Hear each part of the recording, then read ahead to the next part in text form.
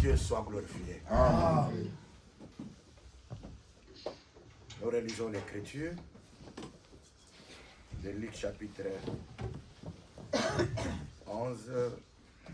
Nous lisons au nom de Jésus-Christ de Nazareth. Amen. Quel est parmi vous le père qui donnera une pierre à son fils s'il lui demande du pain? Ou s'il demande un poisson, lui donneras-tu un serpent au lieu d'un poisson? Ou s'il demande un œuf, lui donneras-tu un scorpion? Si donc méchant comme vous l'êtes, vous savez donner de bonnes choses à vos enfants, à combien plus forte raison le Père Céleste donnera-t-il le Saint-Esprit à ceux qui la lui demandent? La parole du Seigneur.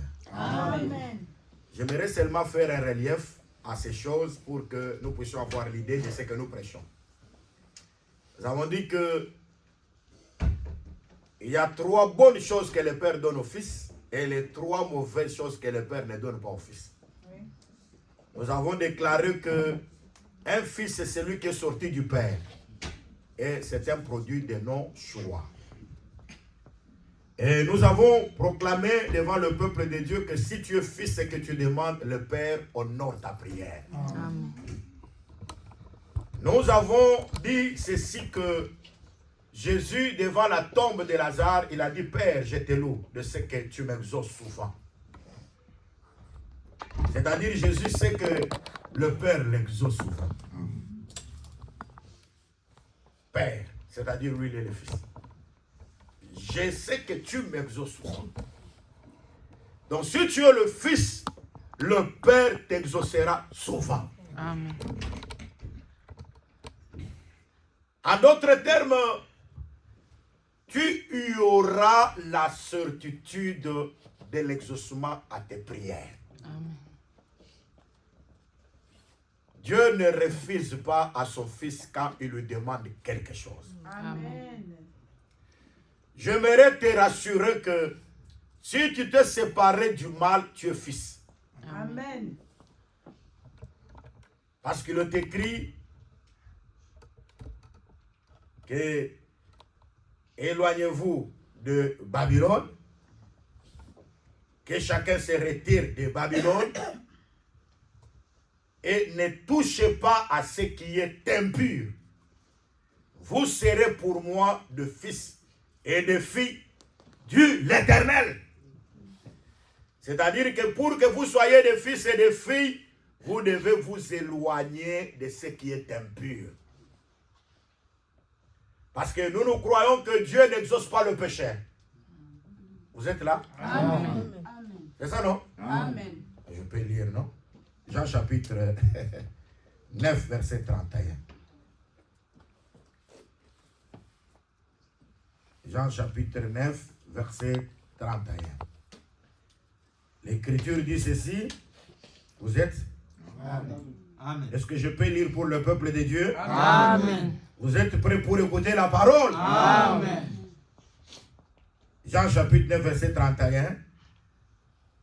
Ça, c'est l'aveugle qui a recouvert la vue. Quand les anadrins, les chefs du peuple, les religieux, venaient pour le condamner, il dit que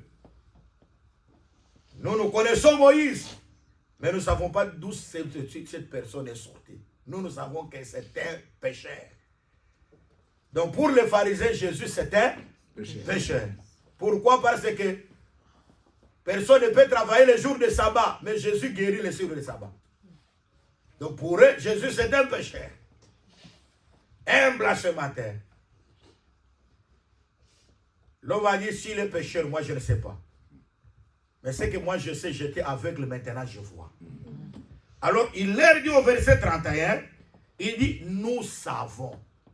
Donc selon notre connaissance, c'est que nous savons. Parce que quand quelqu'un sait quelque chose, il est fier de sa connaissance. Amen. Vous êtes là? Amen.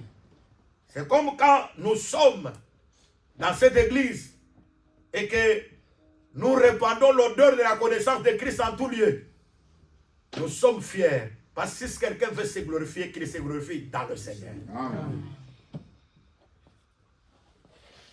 Si tu veux montrer ce que tu es, montre-le dans le Seigneur. Amen. Alors quand quelqu'un sait, il dit que je sais. Et cet homme rappelle au souvenir des chefs religieux pour leur dire, nous savons, nous tous. Il ne dit pas que je sais, il dit, nous savons. Donc c'est la connaissance de tous les juifs. Il dit que nous savons que Dieu n'exauce point le pécheur. C'est-à-dire que si tu es pécheur, Dieu n'exauce pas tes prières. Amen. Amen. Vous êtes là? Amen. C'est pourquoi avant de demander quelque chose à Dieu, tu sais que tu avais péché, confesse. Amen. Parce que celui qui dissimule ses fautes ne prospère pas. Amen. Amen. Parce qu'il y a des gens qui viennent, commencent à dire, Seigneur, donne-moi. Mais il ne s'examine pas d'abord lui-même. Comment j'ai marché? J'ai été où? Qu'est-ce que je parlais? J'ai été en compagnie de qui? Parce que la mauvaise compagnie corrompt la bonne mère. C'est avec qui que toi tu côtoies. Est-ce qu'ils sont vraiment des enfants de Dieu? Alors, ayez déjà de l'assurance d'abord. Quand vous vous approchez de Dieu, la première des choses à comprendre est que je suis en communion avec Dieu. Parce que si tu n'es pas en communion avec Dieu, tu peux faire beaucoup de cris. Tu peux sauter. Tu peux danser. Tout le monde peut dire, ah, vraiment il saute, il crie, il fait ceci. Mais le Seigneur, le Dieu des esprits de juste, c'est celui qui sonde le cœur et qui pénètre les reins. Amen. Il sait de quoi nous avons été formés. Il connaît la profondeur. Bien aimé, tu peux mentir tout le monde. Tu peux dire à tout le monde, moi je suis chrétien, je suis saint, je suis enfant de Dieu. Mais une seule chose que tu ne peux pas mentir, c'est ta propre conscience. Amen. Pourquoi je dis la chose? L'apôtre Jean dit ceci. Si ton cœur qui est petit te condamne, mais Dieu qui est plus grand. Amen. Le cœur petit qui te condamne, c'est ta propre conscience. Si dans ta propre conscience, ton cœur te dit non, non. Devant les gens, je me montre, je suis saint, je suis enfant de Dieu, mais en tout cas, ton cœur te dit, ah, mais tu vois, tu as fait ça, tu as fait ça. Moi, j'aime que le cœur puisse te rappeler les choses. Amen. Amen. Parce qu'il y a des gens qui ont perdu ce cœur-là. Pour dire qu'il y a plusieurs qui ont perdu la conscience. Parce qu'ils ont fait naufrage à la foi. Amen. Parce qu'il y a plusieurs qui ont fait cette... Donc, même s'ils commettent le mal, ça ne dit rien. Le cœur ne juge pas. Il y a certaines personnes comme ça. Mais le critère dit, si ton cœur qui est petit te condamne, mais Dieu qui est plus grand, c'est là que nous comprenons qu'il y a des gens que le cœur est en train de leur parler des choses. Mais c'est la vérité, non? Amen. Quand nous regardons dans l'Ancienne Alliance, il y avait quelqu'un, son nom c'est David. Il a retrouvé Saül, parce que Saül c'était celui qui le poursuivait. Saül c'est celui qui voulait la mort de David. Il a retrouvé David et Saül était là dormant. Ses gardes de corps dormis. C'est quoi nous disons, c'est comme le bien-aimé président du culte dit que l'homme ne connaît pas les jours de sa mort. C'est la chose la plus importante qu'il dit quand il commence le culte ici. C'est ce que tu dis, non? Amen. Hein? Tu dis quoi? Le plus souvent, tu dis quoi? Tu es où? Je suis ici. Ah, répète ce que tu dis. L'homme n'est pas maître de son souffle de vie. Répète comme tu as toujours dit. L'homme n'est pas maître de son souffle de vie. Ah. Il n'a aucun pouvoir pour les réguler le jour de sa mort. C'est très important. Tu l'as ramassé en Ecclésiaste, non? Oui. C'est en Ecclésiaste. Parce que c'est le fils de David qui a parlé ça. C'est Ecclésiaste, non? Parce qu'il était fils des rois, fils de David. Ecclésiaste, c'est Salomon. L'homme qui avait la sagesse. Mais ici, il y a plus que Salomon. Pourquoi Jésus dit qu'il y a ici, il y a plus que Salomon? Parce que Salomon avait la sagesse. Mais lui-même était la sagesse. C'est pourquoi il est plus que Salomon. Parce que Salomon avait la sagesse. Mais lui, Jésus-Christ lui-même est la sagesse. Vous êtes là? Amen. Vous êtes là? Amen. Est-ce que vous êtes ici? Amen. Qui est ici? Amen. Qui est ici? Amen. Qui n'a pas voyagé? C'est-à-dire, l'homme n'est pas le maître de son souffle. Hein? Amen. C'est ça, non? Amen. Et tu termines en disant? Il n'a aucun pouvoir Il n'a aucun pouvoir pour le retenir les jours de sa mort. C'est-à-dire, quand la mort vient, tu n'as même pas le pouvoir de retenir ce souffle-là. C'est ça, non? Amen. L'homme n'a pas le pouvoir sur son souffle. Il n'a même pas le pouvoir même de retenir. Hein? C'est très important. C'est pour dire que celui qui a le pouvoir de notre souffle, c'est Dieu. Amen. Donc c'est Dieu qui contrôle tout dans notre vie. Amen. Et l'Écriture dit, en lui nous avons la vie, les mouvements et l'être. Si Dieu t'accorde encore le temps de vivre, c'est parce que Dieu veut que tu te répandes. Amen. Hein? Amen. Parce que la patience de Dieu est votre salut. Dieu veut que... Parce que Dieu nous aime beaucoup. Hein? Qui croit que Dieu l'aime? Amen. Amen. Qui croit ici que Dieu l'aime? Amen. Qui est conscient qu'il est aimé de Dieu? Amen. Est-ce qu'on peut acclamer le Seigneur? Est-ce qu'on peut acclamer le Tout-Puissant? Acclamer Dieu. Reconnaître que Dieu nous a aimés. Aïe, aïe, aïe. Ça, c'est la chose la plus importante. Reconnaître que le Créateur de tous ceux qui se voient et tous ceux qui ne se voient pas, il m'a aimé. Amen. Et voilà, nous disons que nous ne nous appartenons pas à nous-mêmes. Amen. Mais nous appartenons à l'Éternel. Amen. Nous appartenons à l'Éternel. Parce que c'est celui qui est notre source. La source de notre vie, c'est Dieu. Alors, l'Écriture dit que nous savons que Dieu n'exauce pas les pécheurs. Mais l'Écriture dit, si quelqu'un l'honore et fait sa volonté, c'est celui-là qui l'exauce. Pour que Dieu exauce quelqu'un, il faut que la personne honore Dieu. Et en deuxième position, que la personne fasse la volonté de Dieu. Amen. Donc, en d'autres termes, quand Jésus dit devant la tombe de Lazare, il dit, Père, je sais que tu m'exauces. C'est-à-dire que Jésus honorait Dieu. Amen. Et Jésus faisait la volonté de Dieu. Donc, en d'autres termes, celui qui honore Dieu et qui fait sa volonté, c'est son Fils. Donc, c'est très important. Être fils de Dieu, c'est un pouvoir. Amen. Amen. Vous êtes là? Amen. Donc, nous disons, parce qu'il y a des gens qui disent qu'on ne devient pas fils de Dieu, mais on est fils de Dieu. Je dis, ce sont des choses là, moi je dis que c'est bien. C'est comme les autres disent, on ne devient pas ministre, mais on est ministre. J'ai dit, mais c'est des choses dans les Écritures sont définies. Et c'est très important. J'aimerais un peu lire l'Écriture.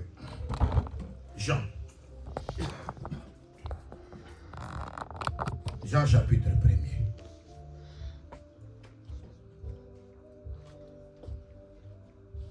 Vous êtes là? Amen.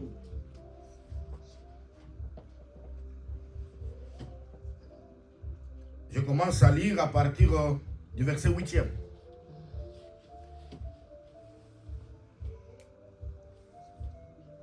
On parle de Jean-Baptiste, on dit qu'il n'était pas la lumière. Mais il parut pour rendre témoignage à la lumière. Jean-Baptiste n'était pas la lumière. Mais il parut pour rendre témoignage à la lumière. Cette lumière était la véritable lumière qui, en venant dans le monde, éclaire tout homme. Elle était dans le monde et le monde a été fait par elle. Et le monde ne l'a point connue. Elle est venue chez les siens. Cette lumière qui est venue chez les siens, c'est qui? Vous êtes ici ou bien vous êtes absent?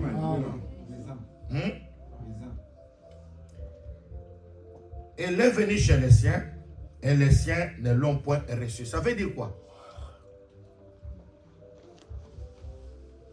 Ça veut dire quoi ici? Il était venu sur le fleuve dans la chair. Qui était venu? Jésus. Il était venu chez les siens. Et les siens, c'est qui? C'est Israël. Et les siens ne l'ont point reçu. C'est-à-dire qu'Israël a refusé Jésus. Tu vois, Jésus est venu à toi. Amen. Amen. Hein? Quand Israël a refusé Jésus, Jésus est venu à toi. Amen. Maintenant, toi, tu profites de Jésus. Amen. Israël l'a rejeté. Hein? Vous voyez Israël là, qui bombarde l'Iran là. Hein? Ils ont refusé Jésus. Et moi, je m'étonne beaucoup de personnes qui vont à Israël. Oh, je vais visiter les tombeaux de Jésus.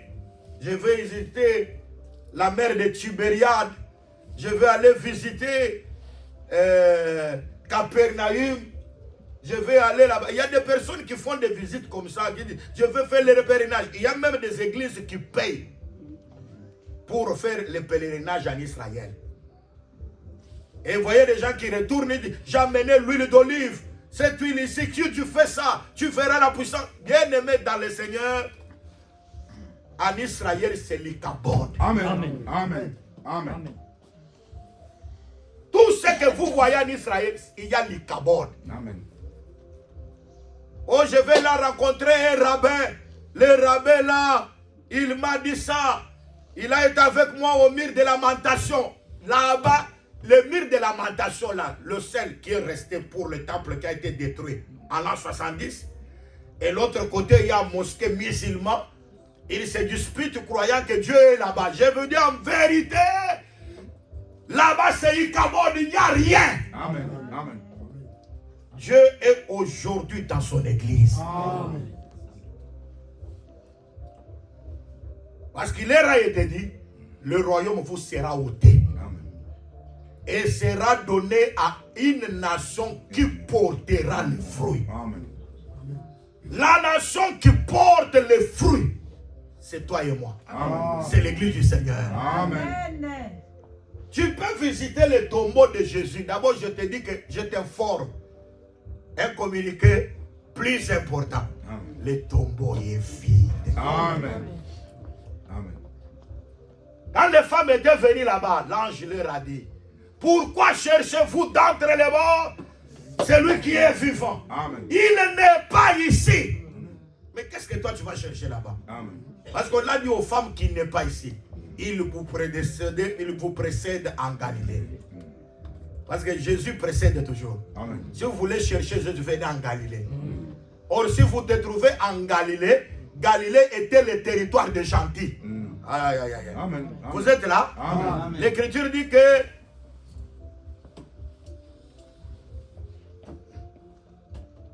les pays des Zabylon et de Nephtali, les contrées voisines de la mer, ceux qui étaient assis dans dans les ténèbres, ils ont vu une grande lumière. Et quand on parle de ces pays-là, on dit que ce sont des pays de gentils. Or, en parlant de gentils, on parle des nations. Quand tu dis, je vous précède en Galilée, c'est-à-dire, vous voulez me chercher, vous voulez me trouver, Jésus n'est pas encore là-bas. Il est dans le territoire des gentils. Jésus est aujourd'hui dans le territoire des gentils. Et ça, c'est très important.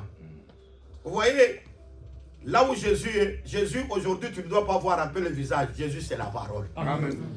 C'est pourquoi un enfant de Dieu, le temps de la proclamation de la parole ne reste pas distrait. Amen. Amen. Même si tu as amené ton fils, même si tu as amené ta fille, tu ne peux pas t'intéresser. Tu dois maintenant t'intéresser à la parole. Parce que c'est la parole qui est la source de vie. Amen. Amen. Vous êtes là? Amen. Et ça, c'est très important. Parce que nous avons beaucoup de gens distraits. Il y a beaucoup de gens qui sont distraits. Et ils sont distraits par des choses de la terre. Hein? Par les choses de la terre. Tout ce qui est de la terre les intéresse beaucoup. Vous voyez? Mais quand vous voyez quelqu'un, il est fanatique, soit d'un club de football, il peut rester là à regarder la télévision. Il peut faire plus d'une heure du temps et il n'est pas distrait. Il regarde comment le joueur est en train de... Pourquoi? Parce qu'il est beaucoup fanatique de cela. Mais je vous le dis au nom du Seigneur Jésus-Christ. Si vous ne vous appliquez pas à ce qui est très important, vous ne verrez pas le Seigneur. Amen.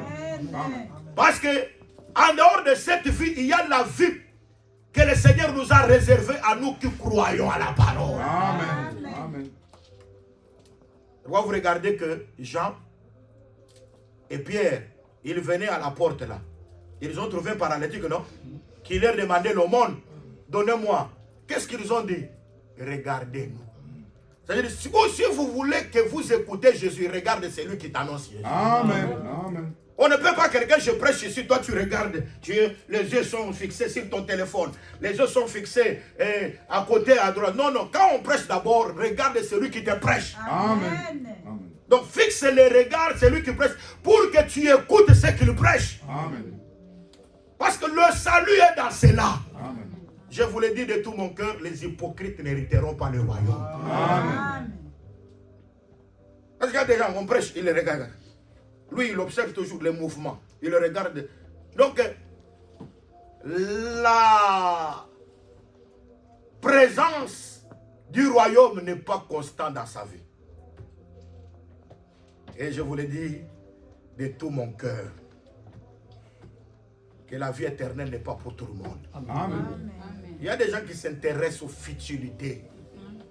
Il y a des gens qui s'intéressent aux futilités.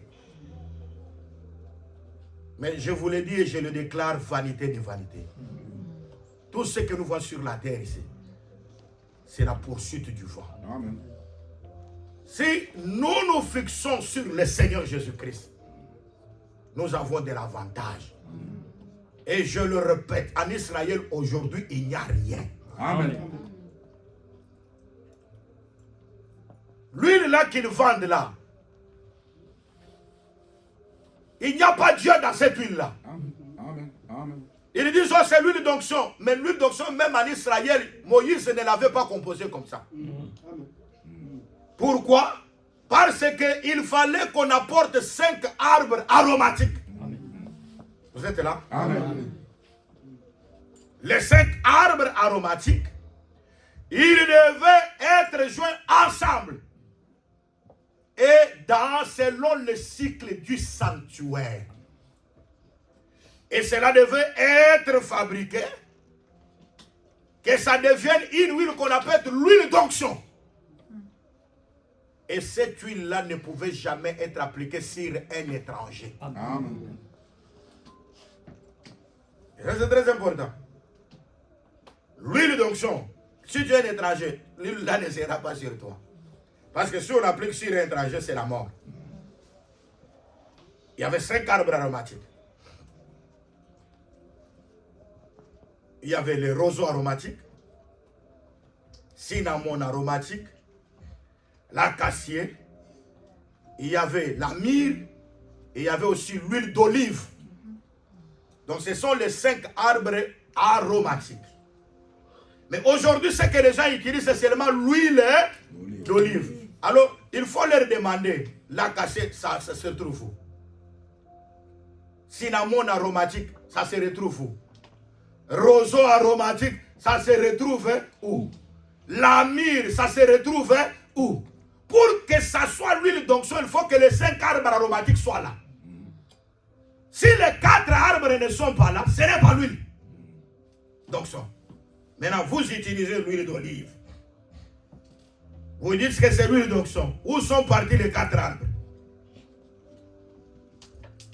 C'est ça la question que nous opposons. Et Moïse a dit que on n'en fera pas aussi de semblables. C'est-à-dire que même si tu trouves les 4 arbres là, que tu vas joindre avec l'huile d'olive pour que ça fasse l'onction, tu n'en feras pas. On n'imitera pas ça. C'est pourquoi nous disons qu'il y a les 5 arbres qui fabriquent l'huile. Aïe, aïe, aïe. Gloire au Seigneur. Parce que quand je parle des 5 arbres, si vous voulez voir l'onction est dans les 5 arbres. Aïe, aïe, aïe, aïe. C'est pourquoi Jean dit que l'onction de Dieu demeure en vous. Cette onction vous enseigne toutes choses. Là où il y a l'onction, il y a l'enseignement. Et pour que l'enseignement, il faut les 5 grâces ministérielles. Alors ce sont les 5 cas qui forment l'onction. Il a donné les uns comme apôtres, comme prophètes, comme évangélistes, comme pasteurs et docteurs pour le perfectionnement des saints. Vous êtes là? Amen. Notre rôle ici, c'est pour votre perfection. Amen. Hein? Amen. Les jours où je verrai une sœur, un frère dormir, je sais qu'il a achevé sa course et je sais qu'il a atteint sa perfection. Amen. Au son de la trompette, à la voix de l'archange, à un signal donné, cette personne-là ressuscitera. Et nous serons ensemble dans la gloire. J'ai fait un communiqué très important. Un enfant de Dieu ne peut jamais craindre la mort. Amen. Vous êtes là? Si tu vois quelqu'un craindre la mort, il n'est pas encore enfant de Dieu. Est-ce que vous me comprenez? Un enfant de Dieu ne peut même pas craindre la mort. D'abord, la mort pour un enfant de Dieu, c'est un bénéfice.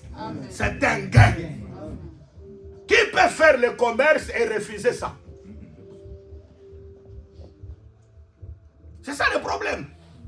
Tu fais du commerce et tu n'as pas besoin de bénéfices. Hein? Toute personne qui fait du commerce, il a besoin de bénéfices, non? Paul dit la mort m'est un gain. Il y a des gens qui ont peur de la mort. Tu sais pourquoi? Parce qu'ils aiment encore beaucoup la chair. La chair. Vous êtes là? Amen. Moi j'ai aimé beaucoup mon frère qui nous a dévancé, le frère Herman. Hein? Amen. Moi j'ai beaucoup aimé et je suis sûr que ce frère-là est sauvé. Amen. Amen. Moi je dis que mon frère-là est sauvé. Amen. Amen.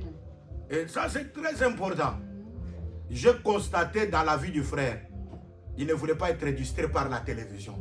Je suis entré dans sa maison, la télévision c'était par terre. Et il n'aimait pas beaucoup, il n'aimait pas des habits qui ont des griffes.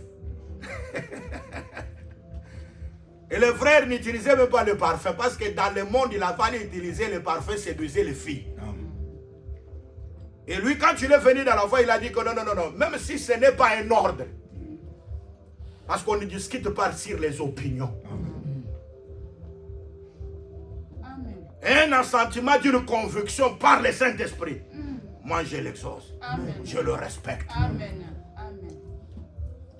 Donc, beaucoup de choses de la terre, il avait beaucoup évité ça. Parce que je vous le dis en vérité, quand vous aimez Dieu, il y a des choses en aimant le Seigneur. Il y a des choses qu'il faut éviter. Si vous voyez que ces choses-là sont pour séduire les autres. Hein? Nous nous disons dans la vérité, manger une viande, hein, ce n'est pas mauvais. Parce que pourquoi serais-je blâmé pour quelque chose que je mange avec action de grâce? Mais s'il y a un faible qui arrive, qui me dit, voyez, ce que tu manges ici a été sacrifié aux idoles. À cause de ces faibles-là, je ne mangerai pas. Amen. Pour ne pas scandaliser, je ne mangerai pas la viande, je ne boirai pas le vin. Hein? Si je ne bois pas le vin, parce que je ne veux pas scandaliser les faibles. Ça, c'est le frère Paul qui nous parle, ça. C'est pourquoi un enfant de Dieu doit avoir en horreur de certaines choses qui scandalisent les autres. Parce que ces faibles-là, le Seigneur était aussi mort pour eux. Donc nous disons que ne vous affectionnez pas aux choses de la terre. Et ça, c'est très important. Parce que quand vous aimez beaucoup le monde, vous serez beaucoup distrait dans le monde. Vous ne voulez pas qu'il y ait une formation vous passe. Parce qu'il y a des gens aujourd'hui qui veulent toujours tout. Mais le temps de prière est minime. Tu peux regarder dans ton téléphone beaucoup d'heures. Mais le temps de prière, quand tu viens prier, Seigneur, tu vois, Seigneur, vraiment, en tout cas, merci, je suis ton enfant. Tu me gardes, tu gardes ma famille. Maintenant, je me remets entre tes mains. Je dors au nom de Jésus, tu dors. Tu prends combien de temps?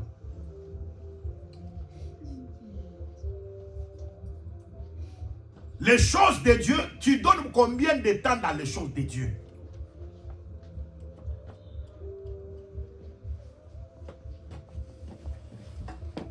C'est pourquoi nous disons que tous qui viennent dans l'église ne sont pas enfants de Dieu. Amen. Et tous là qui se montrent, nous sommes des saints, beaucoup ne sont pas encore convertis. Amen. Amen. Vous êtes là? Amen. C'est comme je parlais hier avec le pasteur, notre pasteur de l'église des saints qui est en Hollande. Je parlais avec lui au téléphone. Parce qu'on était en train d'élaborer, parce qu'il fallait, il y a une convention des églises des saints qui doit se faire à Bruxelles à la fin de cette année. Alors je parlais avec lui, ce sont eux qui organisent avec les frères des États-Unis qui seront aussi là et les frères de Congo-Kinshasa qui viendront aussi. Alors il parlait avec moi. Il y a quelque chose qu'on était en train que je attirais à l'attention parce qu'on parlait de certains frères, de certains prédicateurs qui se comportent mal. Vous êtes là? Amen. Parce qu'il y a de certains prédicateurs qui se comportent mal, qui scandalisent les autres. Alors il y a d'autres pour qui nous avons parlé et leur sentence a été déjà prononcée. Vous voyez? Alors, on disait maintenant comment on peut découvrir un faux ministre et un vrai ministre. Parce qu'Apocalypse chapitre 2, verset 2 dit, parce que l'Église a la capacité de discerner qui est vrai, qui est faux. Amen. Et ça, c'est très important. Alors, on parle à l'église d'Éphèse. C'est très important. Je vais un peu lire là. Vous êtes là? Amen. Je vais revenir à Jean 1. Mais je lis d'abord la pensée de Apocalypse chapitre 2, verset 2.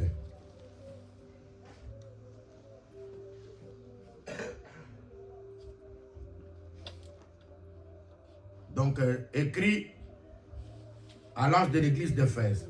Voici ce que dit celui qui tient les 7 étoiles dans sa main droite. Celui qui marche au milieu de 7 chandeliers d'or. Verset 2. On dit, je connais tes œuvres. Ça, c'est Dieu qui témoigne l'église là. L'église d'Éphèse. On dit que je connais tes œuvres. Ton travail, ta persévérance. Je sais que tu ne peux supporter le méchant. Hein? Babo, cette église ici ne pouvait pas supporter les méchants. Donc si tu vois un méchant, tu ne supportes pas les méchants. Aïe, aïe, aïe. Hein? Parce qu'il y a des gens comme ça, quand on dit comme ça, tu ne supportes pas, ah, toi tu as exagéré, tu veux devenir, tu veux monter avec les 2 pieds au ciel. Comment? Tu veux laisser tout, non, l'église ici, il y a un aspect positif. Le Seigneur est en train d'élouer cette église. Il dit que toi, tu ne supportes pas, je sais que tu ne supportes pas les méchants. Les méchants. Parce qu'il y a des personnes, quand ils sont au milieu des méchants, ils sont à l'aise. Hein? C'est ça, non? Quelqu'un peut commettre tout, il fait du mal, toi tu supportes. Hein? Hein? Il prend les femmes d'autrui. Toi, tu supportes. Il fait ça. Toi, tu supportes. Mais on dit à cette église que toi, tu ne sais pas supporter les méchants. Vous êtes là? Amen. Qui ne supporte pas les méchants? Hein? Moi. Qui ne supporte pas les méchants? Moi. Amari, tu supportes les méchants? Hein? C'est pourquoi quand tu vois des personnes là méchantes là, hein? Des personnes qui n'aiment pas Dieu là, il ne faut même pas être avec eux. Amen. Hein? Amen. Ne supportez pas. Hein? Tu as appelé une personne, non, viens à l'église, viens pour écouter. Moi j'ai reçu le Seigneur, mais la personne la résiste toujours, ne veut pas. Mais la personne la veut toujours t'amener dans des choses qui ne glorifient pas Dieu. Refuse. Amen. Amen. Amen. Amen. Hein? Amen. Vous êtes là? Amen. Nous avons donné conseil aux enfants de Dieu. Vous ne pouvez pas faire un attelage avec des personnes qui te laissent toujours dans des distractions. Quand vous êtes avec eux, vous ne parlez pas de Dieu. Soit quand vous êtes avec eux, vous parlez d'une autre paix. Songi, songi. C'est ça, non? Parce que auparavant, on disait que c'était seulement chez les femmes, non? Maintenant, même les hommes sont spécialistes en ça. Hein? Ils aiment quand tu se trouves, ils parlent toujours de l'autre. Ils parlent toujours comme ça. Et son téléphone, s'il y a un événement, son téléphone ne paraît pas. Il recevrait toujours l'information. Quand il y a une bonne chose, on ne les téléphone pas. S'il y a une information comme ça, les téléphones, vous voyez, ils parlent de l'autre personne. Ce sont des pécheurs. Parce qu'il y a des personnes qui croient qu'être pécheur, c'est seulement commettre la prostitution. Mais quand tu parles mal aussi des autres, tu as commis le péché. Amen. Et cette église ne supportait pas les méchants. J'aime ça. Et que tu ailles éprouver ceux qui se disent apôtres. Elle dit que l'église pouvait éprouver. J'ai toujours dit, si tu doutes de quelqu'un qui n'est pas ministre, tu n'as pas péché. Amen. Amen. Hein? Amen. Vous êtes là? Amen. Même dans la ville ici, même dans le monde, tu dis celui-ci n'est pas ministre de Dieu. Hein? Tu l'as éprouvé, tu as dit qu'il n'est pas ministre, tu n'as pas péché. Amen. Oui. Amen. Oui. Amen. Vous êtes là? Amen. C'est pour dire que vous ne devez pas faire foi à tout esprit. Amen. Oui. Vous ne devez pas aussi croire à tout celui qui se dit homme de Dieu. Amen. Amen. Amen. C'est très important. Donc, vous avez éprouvé ceux qui se disent apôtres. Tu l'as éprouvé, ceux qui se disent apôtres, et qui ne le sont pas. Et se disent, je suis apôtre, mais en réalité, ils ne sont pas. Et que tu les as trouvés menteurs.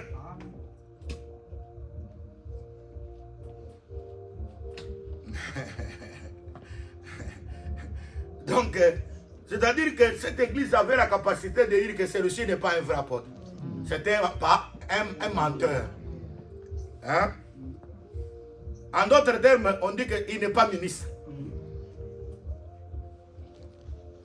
C'est un menteur.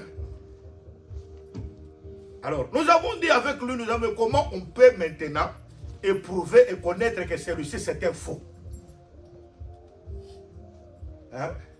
Comment on peut connaître que celui-ci est un faux? Un faux ministre. Alors nous avons parlé avec lui, nous avons dit, la première des choses, l'Écriture dit qu'un bon arbre produit les bons fruits. Et un mauvais arbre produit les mauvais fruits. Est-ce qu'un bon arbre peut produire les mauvais fruits? Jésus dit, c'est de l'abondance du cœur que la bouche parle. Donc d'abord, la première des choses, les fruits là, c'est par rapport à la parole. D'abord, il dit l'abondance du cœur que la bouche parle. C'est-à-dire que si quelqu'un se dit qu'il est vrai, mais il prêche mal, c'est un faux. Amen. Vous êtes là? Amen. Le premier aspect, c'est par rapport à son enseignement. Le deuxième aspect, c'est par rapport à ses œuvres aussi. Vous êtes là? Amen. Et c'est très important parce qu'un ministre qui n'est pas converti n'est pas ministre. Amen. Amen.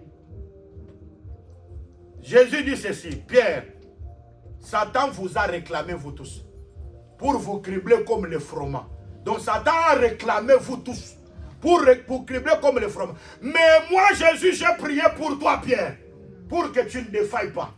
Mais quand tu seras converti, tu affermiras tes frères. C'est celui qui peut affermir les autres, il doit être converti. C'est-à-dire un vrai ministre, c'est quelqu'un d'abord qui est converti. Vous avez compris, non? Amen. Alors, quelqu'un, parce qu'il y a beaucoup qui se sont introduits, nous sommes ministres, mais ils n'ont jamais été convertis. Amen. Alors, on peut dire comment? Ils sont ministres parce qu'ils prêchent. Donc, d'abord, pour comprendre que tu es ministre d'abord, il faut que tu sois converti. C'est pourquoi l'Église a le droit aussi de prouver. Amen. Vous trouvez que non, celui-ci n'est pas converti, mais il prêche. Vous dites, vous êtes menteur. Ne prêche pas encore. Vous êtes là? Amen. Et ça, c'est la vérité. Combien de gens ont fait beaucoup de scandales? C'est comme on parlait d'un ministre, soi-disant ministre. Il a pris la mère et sa fille et les a engrossés. Après, il a commis des bêtises et à un certain temps, on vient le ramener. Non, tu dois encore rentrer pour encore servir parce que tu t'es repenti. C'est pourquoi nous avons beaucoup aujourd'hui des inconvertis. Mais parce qu'il y a beaucoup de fanatiques, des gens qui disent vous êtes venus, vous êtes comme ça, mais des inconvertis et qui causent beaucoup de scandales. Vous êtes là? Amen. Est-ce que vous êtes là? Amen. C'est pourquoi nous disons ceci par rapport à la grâce de Dieu. Qu'il est avantageux d'avoir le discernement parce que votre salut en dépend. Amen. Amen. J'ai toujours dit à l'église que votre âme a coûté trop cher. Amen. Votre âme a coûté la vie de Dieu. Et personne ne peut plaisanter avec votre âme parce que ça coûtait trop cher. Aucun prophète ne pouvait te sauver. Amen. Aucun sacrificateur ne pouvait te sauver. Amen. Il fallait que Dieu puisse revêtir la chair, qu'il vienne et qu'il puisse te sauver. C'est la chose la plus importante. Amen. Vous êtes là? Amen. C'est pourquoi nous avons dit que la lumière est venue chez les siens. Nous avons dit que les siens c'était Israël, non? Amen. Et Israël a refusé la lumière. Parce que Israël a refusé la lumière. Quand il est venu chez eux, parce que cette lumière que nous parlons, c'est le Seigneur Jésus-Christ. L'Écriture dit que cette lumière était la véritable lumière qui, en venant dans le monde, éclaire tout homme.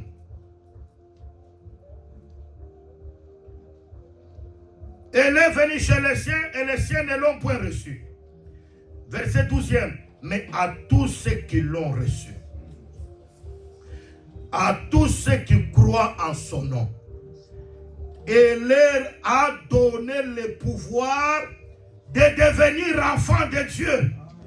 C'est-à-dire, on peut devenir enfant de Dieu. Et devenir enfant de Dieu, c'est un pouvoir. C'est-à-dire, un enfant de Dieu, c'est celui qui a le pouvoir. Être enfant de Dieu, c'est un pouvoir. C'est pourquoi moi je crois que l'enfant de Dieu, le sorcier, ne peut jamais te manger. Amen. Hein? Parce que c'est tout un pouvoir. Je le répète et je le dis qu'un enfant de Dieu ne peut jamais avoir peur des sorciers. Parce que l'Écriture dit quand la lumière est venue, elle nous a donné le pouvoir de devenir enfants de Dieu, lesquels ne sont nés. Oh, gloire au Seigneur. C'est-à-dire que quand on devient enfant de Dieu, l'Écriture dit que nous avons reçu une naissance. Et l'Écriture dit lesquels ne sont nés, non du sang, ni de la volonté de la chair, ni de la volonté de l'homme, mais de Dieu.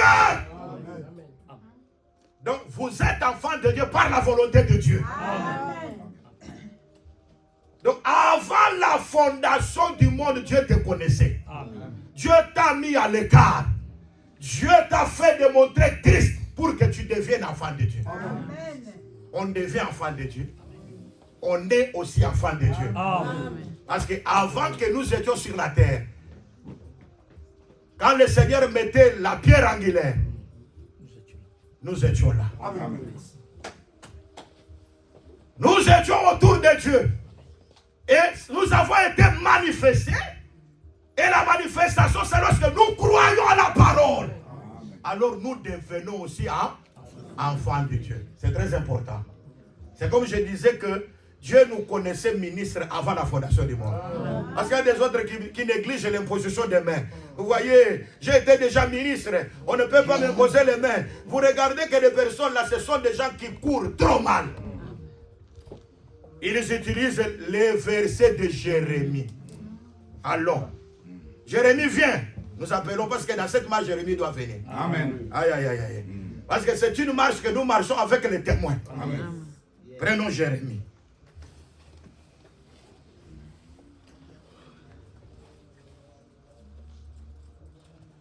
Chapitre 1er.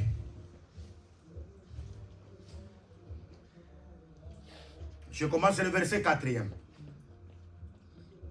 La parole de l'Éternel me fit adresser en ces mots.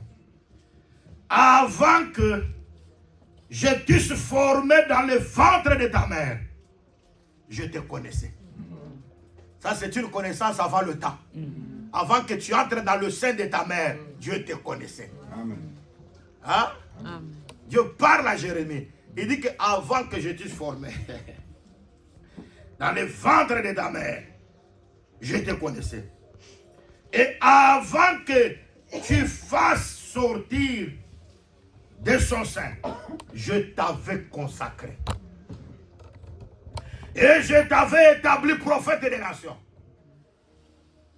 Donc Dieu l'avait déjà consacré. Déjà, il était déjà dans le sein de sa mère. Il dit que avant toutes ces choses, avant que tu fusses sorti de son sein, avant que tu puisses sortir du sein de sa mère, de ta mère, je t'avais déjà consacré. C'est là où beaucoup de gens s'accrochent là-bas. Ils disent, ma consécration, c'est depuis, je suis ministre depuis l'éternité. Ah, c'est toi qui le dis, non? Mais nous n'avons pas encore vu ça. Tu peux dire les choses, mais nous avons besoin aussi de contempler. Et pourquoi nous disons la bénédiction de Jacob? Il faut que son père, Isaac, puisse toucher. Quand tu le touches maintenant, parce que le problème, ce n'est pas d'abord parler. La première des choses, il faut prendre les mains, toucher maintenant. Il dit que ta voix, c'est la voix de Jacob. Mais quand j'ai touché, je sens que c'est Ésaü. Ah, c'est alors maintenant qu'il sent. Il dit que je sens l'odeur de tes vêtements. Comme un chant que l'Éternel lui-même a béni. Amen. Et ça, c'est très important. Donc, si Jacob était béni, c'est parce que Jacob a reflété une odeur. Bien-aimé, si vous êtes un champ béni, le Seigneur vous bénit. Amen. Le blé ne manquera pas. Amen. Le vin ne manquera pas. Amen. Vous aurez la rosée du ciel et la graisse de la terre. Amen. Parce que nous croyons que tout commence d'abord de ce qui vient du ciel. La rosée, c'est le spirituel. La graisse de la terre, c'est le matériel. Nous disons, quand Dieu te bénit spirituellement, même en la matériel aussi, Dieu va te bénir. Amen. Vous êtes là? Amen. Et nous croyons que si vous êtes spirituellement fort, je le crois de tout cœur, même quand vous marchez, les démons vont te craindre. Amen. Parce que spirituellement, tu es fort. Amen. Moi, je dis que si tu as la victoire dans le secret, tu seras aussi victorieux en plein air. En secret, David a combattu le lion et l'ours. Qui avait vu ça? Hein? C'est en brousse, non? Il baissait les troupeaux de son père. L'ours est venu, le lion est venu. Il les a saisis, il les a tués. C'était en secret. Maintenant, Goliath, ce n'est pas en secret. Goliath, maintenant, c'est en public. Quand maintenant Saoul dit, non, toi tu es enfant. Celui que tu combats là, il est habitué de guerre depuis son enfance. Parce que Saül connaissait le CV de Goliath. Mais il ne connaissait pas le CV de David. Hein? Il y a des gens qui veulent élever beaucoup les ennemis. Vous voyez ça, vous voyez ça. Vous avez une maladie, les médecins veulent toujours glorifier la maladie. Vous voyez, avec ça, il y a quelqu'un qui est mort. Avec ça, il y a quelqu'un qui a fait comme ça. Ils connaissent bien le CV de cette maladie-là. Mais ils ne connaissent pas ce que tu as passé en secret. Si tu es fort dans le secret, tu deviendras aussi fort en public. C'est alors que David vient devant Saül, qu'il est minimisé, qui disait non, non, non, non, non, je connais celui-ci. Il a été, depuis son enfance, il est habitué à la guerre. Aïe, aïe, aïe. David dit, toi tu ne me connais pas. Je vais te dire une chose. Je connais mon Dieu. Je connais mon Dieu. C'est ce que moi je dis, connaître Dieu, c'est faire l'expérience avec Dieu. Amen. Vous êtes là? Amen. Connaître Dieu, c'est faire l'expérience avec Dieu. Quand vous connaissez Dieu, vous pouvez rappeler Dieu. Vous êtes devant une situation.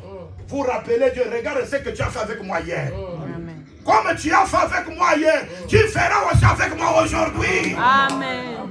Vous êtes là? Amen. Il y a des choses, quand vous êtes devant une difficulté, rappelez seulement au souvenir de l'Éternel. Et le Seigneur saura que tu connais ce qu'il a fait de toi hier. Il fera aussi avec toi aujourd'hui. Il dit que je connais l'Éternel. Pendant que je paissais les troupeaux de mon père, l'ours est venu, les lions est venu. Je les ai saisis, je les ai tués. Il dit que le même Dieu qui m'a gardé devant la patte de l'ours, qui m'a gardé devant le griffe du lion, il me délivrera devant cet incirconcis qui ingérit l'armée du Dieu vivant, afin que l'on sache que ce n'est ni l'épée, ni la lance qui sauve un roi, mais la victoire appartient à l'Éternel. Hein? Est-ce que vous êtes ici? Est-ce que vous êtes de la race de David? Est-ce que vous vous rappelez des choses que Dieu a fait avec vous? Est-ce que vous vous rappelez des victoires que vous avez remportées? Le même Dieu qui t'a guéri hier, il te guérit encore aujourd'hui. Le même Dieu qui t'a sauvé dans une guerre quelque part, il est capable de te sauver aujourd'hui devant les difficultés. Mon père peut m'abandonner, ma mère peut m'abandonner, mais l'Éternel me recueillera. Il donne de la famille à ceux qui n'ont pas de la famille. Il est celui qui soutient quelqu'un qui est affligé. Donnez gloire au Seigneur. Bénissez le Seigneur, le Dieu Tout-Puissant. Et ça c'est très important. Saoul ne connaissait pas ça. Mais David a manifesté. Il a dit à Saül ce qu'il a constaté dans le secret. J'ai dit ceci, si vous êtes fort dans le secret, vous serez aussi fort en plein air. Or, en secret, c'est en prière. Ah, il ne m'entend pas. Hein? Je dis qu'en secret, en prière. Quand vous êtes fort en prière, même si on ne proclame pas la prière dans l'église, mais toi-même en secret, tu es là, en train de faire beaucoup de prières. Bien aimé, si vous êtes fort, vous ne pouvez pas manger tous les jours. Hein? À devant vous abstenir de certaines choses, vous êtes fort en secret. Bien aimé, en plein air, tu seras encore fort. Parce qu'il y a des gens pour jeûner, il faut que le pasteur dise jeûne. Je dis en secret, même si tout le monde ne te voit pas, hein? Même si tu te trouves devant une séduction, tu es fort dans cette séduction-là en secret. En plein air, tu seras aussi fort. Ah, je veux dire que tu es séduit en secret et tu as vaincu la séduction. Même quand le sorcier viendra en plein air pour t'envoûter, je te dis de tout, je le dis de tout mon cœur, il ne te vaincra pas. Amen. Et ça c'est très important. Dieu connaissait Jérémie. Avant même qu'il vienne, qu'il soit formé dans le ventre de sa mère, Dieu le connaissait. Avant qu'il puisse sortir du sein maternel, il avait déjà consacré, il avait déjà établi prophète des nations. Il y a des gens qui sont là seulement, ils se bloquent là-bas. Vous voyez. Mais nous devons continuer la lecture. Et c'est très important. Toujours dans les premiers chapitres là.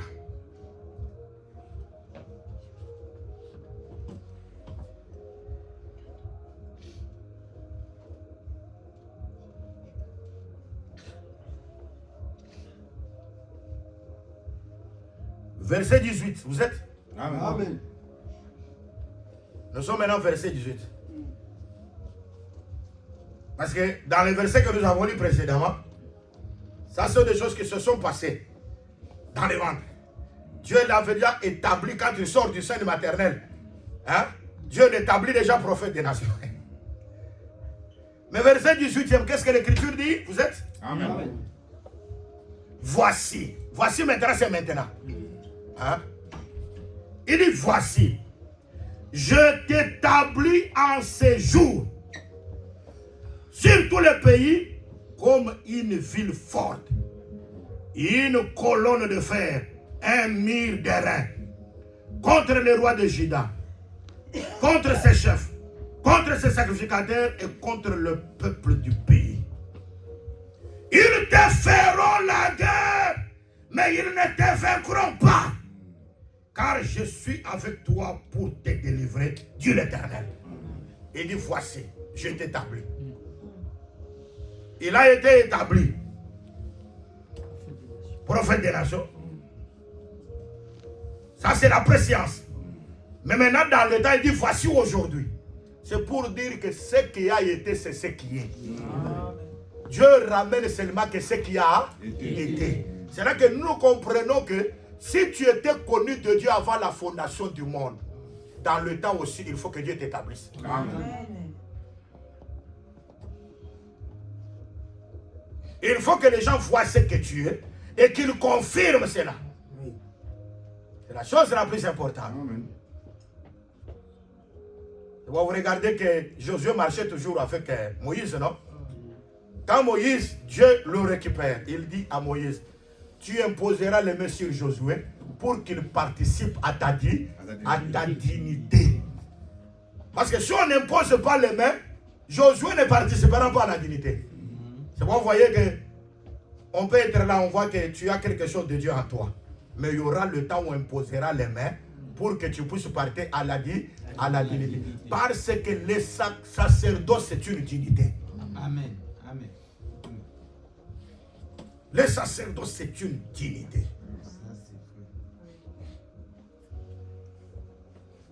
C'est un vêtement. C'est une dignité. Parce que là-bas, un sacerdoce, un sacrificateur, il présente l'offrande pour le péché du peuple. Pour expier le peuple. Pour que le pardon de péché soit manifesté. Et ça, c'est la chose la plus importante. Souvent, nous disons, et nous l'avons répété, nous avons dit qu'un fils, il a d'abord reçu le pouvoir. Parce qu'être fils, c'est un pouvoir. Un fils, le Père l'exauce parce qu'il fait la volonté du Père. Jésus dit, je fais la volonté de celui qui m'a envoyé. Alors, si vous êtes fils et fille de Dieu, vous devez honorer le Seigneur. Vous devez aimer la parole. Vous devez continuer, même en secret, soyez fort. Et quand vous serez aussi en plein air, vous serez aussi fort. Nous avons expliqué que dans le verset que nous avons lu, de Luc chapitre 11, il y a 3 choses que le Père, quand le Fils demande, le Père ne lui refuse pas, parce qu'il est Fils. Nous avons dit que quand le Père demande, quand le Fils demande du pain, le Père ne lui donnera pas la pierre. Nous avons dit que le pain, c'est la nourriture qui vient de Dieu. Et nous avons défini que si le pain est là, il y a la victoire. David, il doit porter de la nourriture à ses frères. Et celui qui apporte la nourriture, c'est celui qui va les délivrer. S'il n'y a pas la nourriture, il n'y a pas de délivrance. Le Fils, quand Dieu donne le pain, c'est-à-dire qu'il donne le salut. Au Fils, on donne le salut. Mais on ne donne pas la pierre, parce que la pierre, c'est l'endurcissement. Quand le Fils aussi demande qu'on puisse lui donner l'œuf, nous avons dit que l'œuf, c'est Canaan. Parce que dans l'œuf, il y a la partie jaune. Il y a aussi la partie blanche.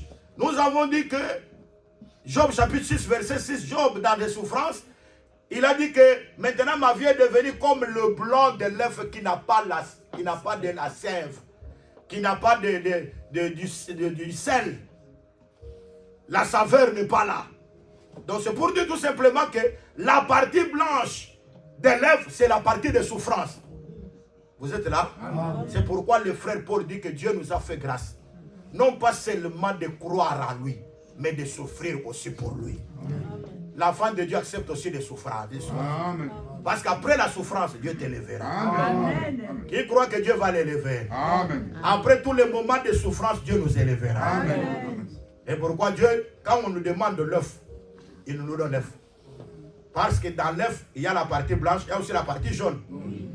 La partie blanche, c'est la partie de souffrance. Mais la partie jaune, c'est la partie de la gloire, du succès. Nous avons dit que c'est Cana, parce qu'en Cana, il y a de l'eau qui sort dans des vallées. Il y a aussi de l'eau qui se source, qui sort dans la montagne. Or, la vallée est abaissée et la montagne est élevée. Donc, si vous traversez la vallée, ne craignez pas. Vous traversez les temps difficiles, ne craignez pas. Après les temps difficiles, le Seigneur vous élèvera. Les souffrances du siècle présent ne seront pas comparées à la gloire à venir. Parce que ça, c'est l'œuf qu'on nous donne. Et Dieu ne nous donne pas les scorpions. Nous avons lu en Apocalypse, quand Dieu a dit que je ne les tuerai pas, mais je les ferai tourmenter par les scorpions. Or, en voyant les scorpions, nous voyons un esprit de tourment. Il y a des gens qui ont, dans leur vie, ils sont toujours tourmentés. Aïe, aïe, aïe, aïe. Je vous le dis dans la vérité, mes amis, un enfant de Dieu ne peut jamais être tourmenté en soi-même.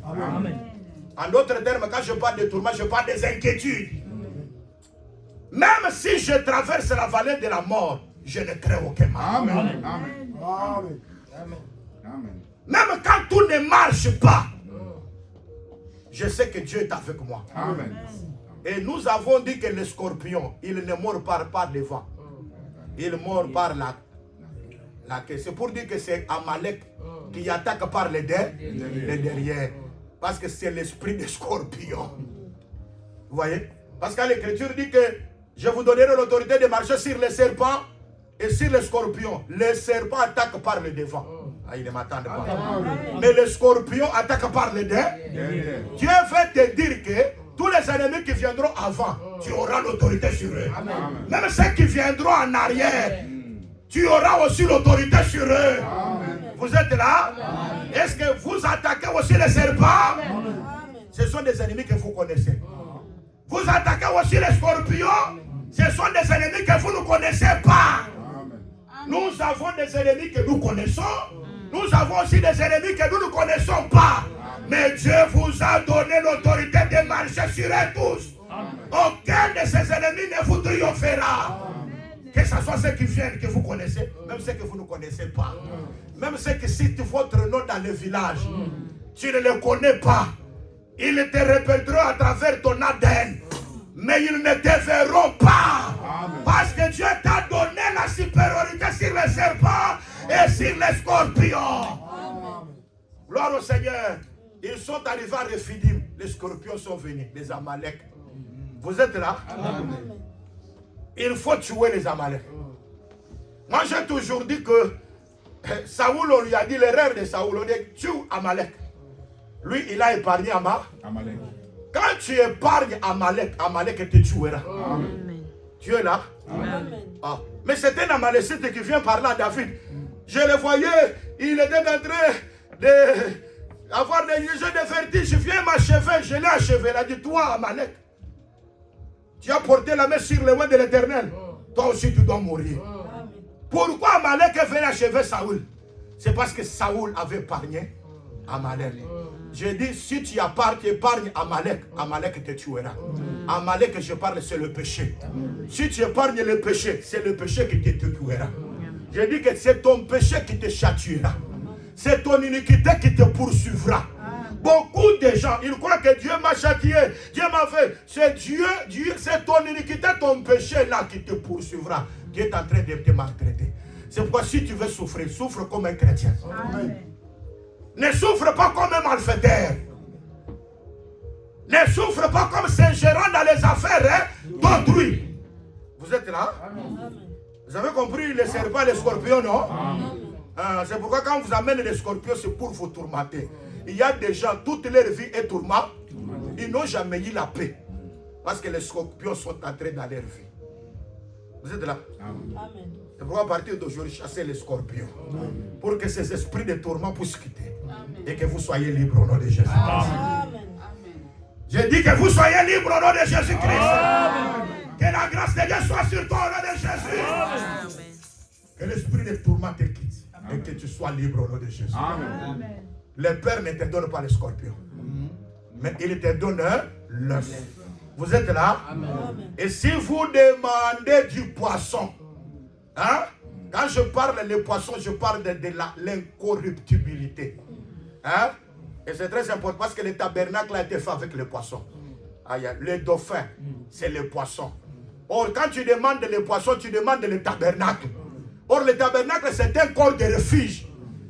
Et pourquoi le psalmiste se dit, dans le temps de malheur, j'entre dans le tabernacle et je suis abrité. Oh, quand moi je crois que en réalité, nous n'avons pas encore revêtu le corps. Le vrai tabernacle, le corps de Christ. Mais encore un peu de temps, nous allons quitter ce corps. Nous revêtirons ce corps glorieux. La gloire de Dieu sera notre partage. Quand vous demandez les poissons,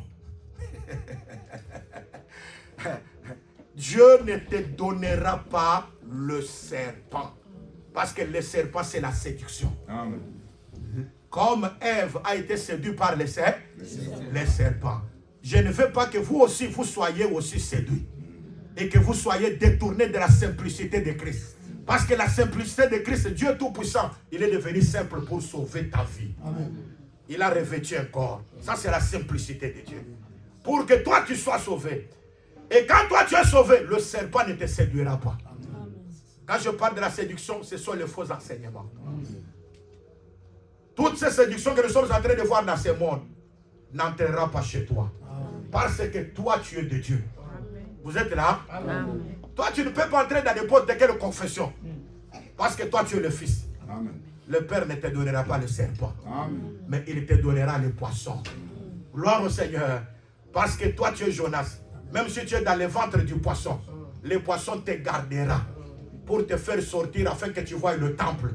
Parce que si nous sommes dans le poisson, quand tu nous vomis, la première chose de voir, c'est le temple. C'est pourquoi Jonas dit que j'étais en train de demander dans l'intérieur du poisson. Des gens croyaient qu'il était mort, mais il n'était pas mort. Nous sommes morts par rapport au monde. Mais par rapport à Dieu, nous sommes gardés dans le ventre du poisson. Amen. Un jour, le poisson nous fera vomir. Et la première chose de voir, c'est le temple de Dieu. Amen.